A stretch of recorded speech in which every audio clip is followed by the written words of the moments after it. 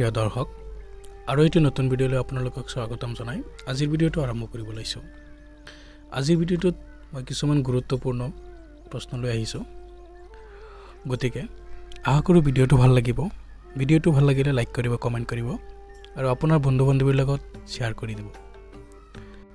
আজিৰ ভিডিঅ'টোৰ প্ৰথম প্ৰশ্নটো হৈছে মোগল শাসনৰ দিনত ৰাজসভাৰ ভাষা কি আছিল? তলত চাৰিটা অপচন দিয়া আছে। ইয়াৰ শুদ্ধ উত্তৰটো হৈছে অপচন ডি ফাৰ্চী।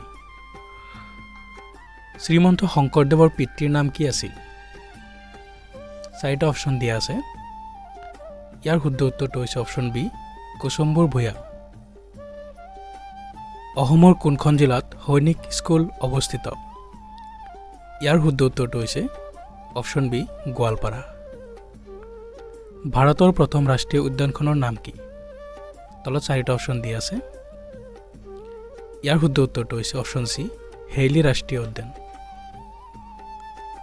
ভাৰতৰ আটাইতকৈ দীঘল নদী কোনখন? ইয়াৰ শুদ্ধ উত্তৰটো হৈছে অপচন বি গংগা। অসমৰ কোনজন ব্যক্তিৰ স্মৃতিত শিল্পী দিৱস পালন কৰা হয়? ইয়াৰ চাৰিটা অপচন দিয়া আছে।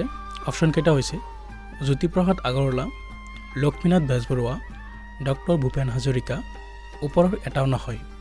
ইয়াৰ শুদ্ধ উত্তৰটো হৈছে অপচন এ জ্যোতিপ্ৰসাদ আগৰৱালা। নৰ্মদা বাচাও আন্দোলনৰ নেতা কোন আছিল? চাৰিটা অপচন দিয়া আছে। ইয়াৰ শুদ্ধ উত্তৰটো হৈছে অপচন এ মেধা পাটকৰ। কৰিম কিম্বা মৰিম শ্লোগানটো কোনটো আন্দোলনৰ লগত জড়িত? ইয়াৰ চাৰিটা অপচন দিয়া আছে। শুদ্ধ উত্তৰটো হৈছে অপচন চি ভাৰত ত্যাগ আন্দোলন। কোনজন ক্ৰিকেটাৰে 2023 চনত অৰ্জুন বঁটা লাভ কৰিছিল? ইয়াৰ শুদ্ধ উত্তৰটো হৈছে অপচন ডি মহম্মদ স্বামী। শংকৰদেৱৰ মৃত্যু ক'ত হৈছিল? তলত চাৰিটা অপচন দিয়া আছে। ইয়াৰ শুদ্ধ উত্তৰটো হৈছে অপচন ডি মধুপুৰ সত্ৰ। অসমীয়া চলচ্চিত্ৰত অভিনয় কৰা প্ৰথম অভিনেত্ৰী কোন আছিল? চাৰিটা অপচন দিয়া আছে। আইদেউ সন্দিকৈ, প্ৰতিমা পাণ্ডে বৰুৱা, জয়া ভট্টাচাৰ্য, আইমী বৰুৱা। ইয়াৰ শুদ্ধ উত্তৰটো হৈছে অপচন এ আইদেউ সন্দিকৈ। উষ্ণতাৰ এছআই একক কি? Option A Kelvin, option B Celsius, option C Fahrenheit and option D এটাও নহয়। ইয়াৰ শুদ্ধ উত্তৰটো হৈছে অপচন এ কেলভিন। তাজমহল কোনখন নদীৰ পাৰত অৱস্থিত? তলত চাৰিটা অপচন দিয়া আছে। ইয়াৰ শুদ্ধ উত্তৰটো হৈছে option B Jamuna. Novel number বুলি কোনবোৰ গীতক আখ্যা দিয়া হয়?